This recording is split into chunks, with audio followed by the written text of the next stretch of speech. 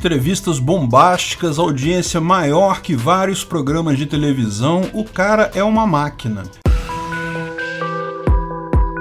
Esse é o Visão Libertária, sua fonte de informações descentralizadas e distribuídas. Joe Rogan é um conhecido podcaster americano cujo show The Joe Rogan Experience existe desde 2009. Antes disso, Joe Rogan trabalhou em várias áreas ligadas à comédia, lutas, reality TV, sendo sua atuação mais marcante e conhecida como comentarista de lutas do UFC, em que atuou entre 1997 e 2015, ou seja, no início do podcast, entre 2009 e 2015, ele manteve ainda o trabalho como comentarista.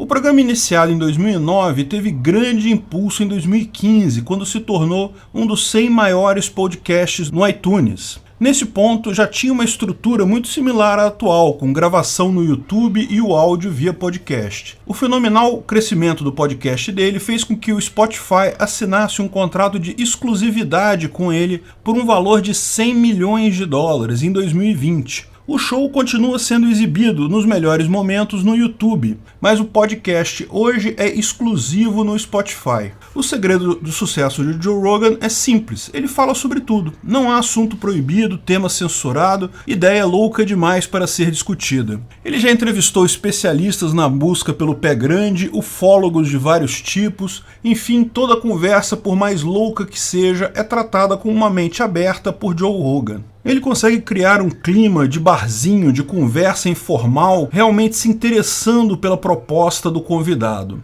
Lógico, as entrevistas mais notáveis foram de personalidades conhecidas. A entrevista dele com Alex Jones em 2020 foi antológica. Alex Jones, após ser banido de todas as plataformas, parecia ansioso por falar ao público. Foi dos podcasts mais divertidos de se ouvir. O podcast dele com Elon Musk também foi fenomenal. Mas são tantos bons podcasts lá que seria tedioso listar todos aqui. Agora, eu não posso deixar de mencionar as duas últimas grandes polêmicas no podcast dele, com o Dr. Peter McCullough e com o Dr. Robert Malone. Infelizmente, as entrevistas de ambos foram removidas do YouTube por serem vistas como conspiracionistas ou promovendo a hesitação vacinal. Por esse mesmo motivo, lógico, eu não posso falar muito sobre o conteúdo de tais entrevistas aqui, ou corro o risco de ser eu mesmo punido também. O YouTube definitivamente não gostou do conteúdo delas, tal como o Twitter e várias outras autoridades.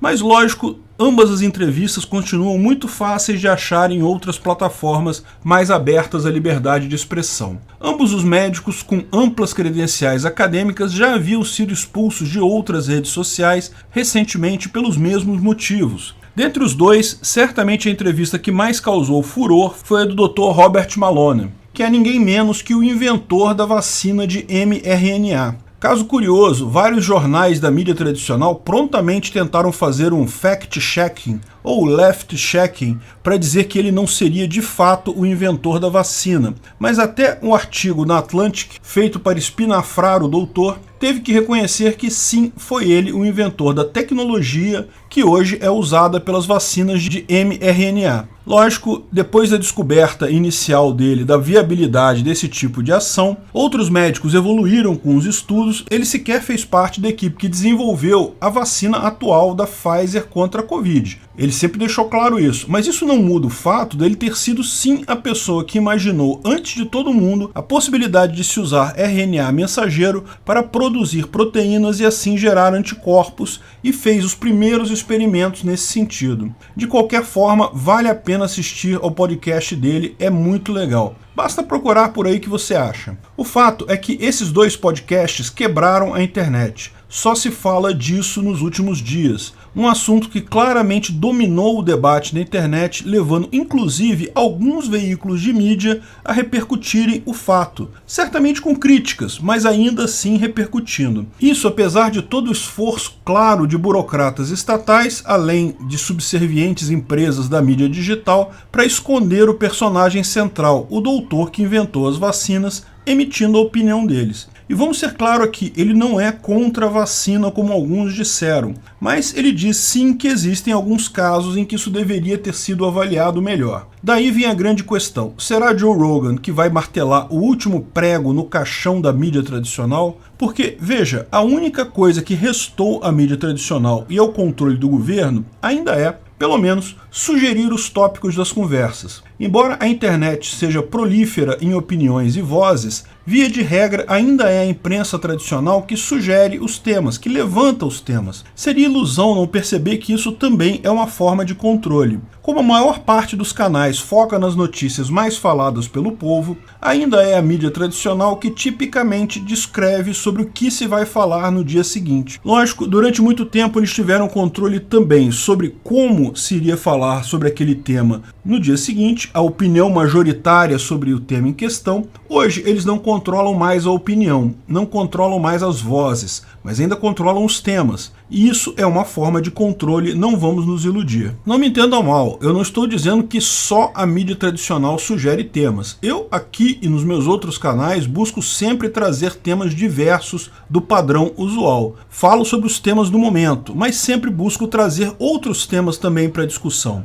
Além disso, a internet em si permite uma infinidade de temas a serem discutidos ao mesmo tempo. Mas se você olhar o feed do Twitter, o feed do Facebook, os vídeos mais recomendados do YouTube, vai ver ainda uma forte gravitação em torno de temas que antes dali estavam em jornais, revistas ou na televisão. Mas isso também está acabando. Lógico, muito desse poder da mídia de direcionar o assunto vem também da busca pelos assuntos pelos quais as pessoas se interessam mais. Portanto, sempre haverá alguma correlação. E não são só esses exemplos recentes. Na eleição de 2020, por exemplo, ele recebeu os pré-candidatos Andrew Yang e Tulsi Gabbard. Ambos tiveram um aumento sem precedente de popularidade após aparecerem em seus shows, muito mais do que tiveram quando apareceram em shows da televisão convencional. Em 2019, o especialista na teoria da conspiração sobre a Área 51, Bob Lazar, foi no show e o assunto gerou tanta repercussão que foi organizado todo um evento de invasão da Área 51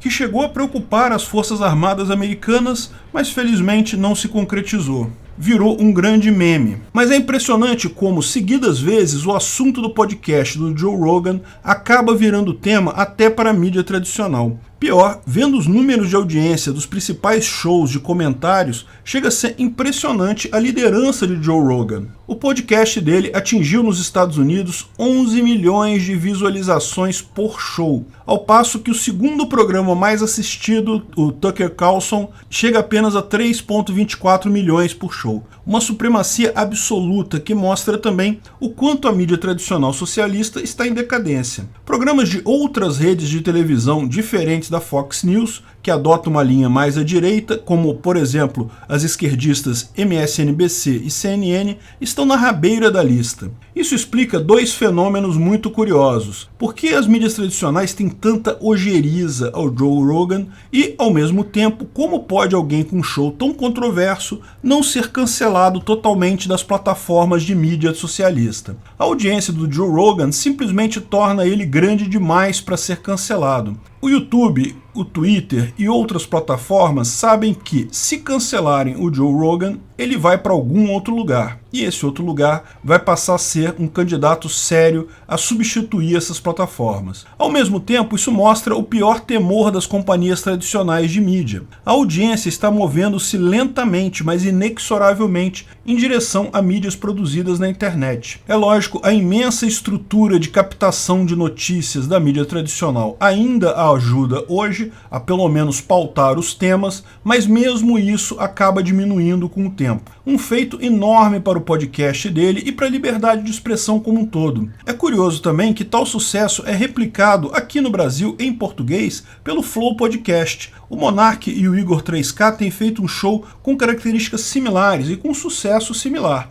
Aliás, eu vou estar no show deles no dia 27 de janeiro agora, não percam. Recentemente, até o jornalista Glenn Greenwald apontou a semelhança entre os dois programas. O fato é que o modelo de distribuição de informações fatalmente premia mais liberdade, premia uma cabeça aberta, ausência de preconceito e liberdade de expressão, e torna cada vez mais difícil o papel de censura retrógrada de alguns veículos da mídia legada, que tentam impor ao mercado da informação uma limitação que não existe apenas para se manterem relevantes. Esse ciclo virtuoso em que mais informação gera mais liberdade e mais liberdade gera mais informação é uma das molas mestras de uma sociedade libertária. Parabéns ao Joe Rogan pelo excelente show e não deixem de ver a entrevista do Dr. Robert Malone lá. Uma pena que não podemos colocar os tópicos aqui.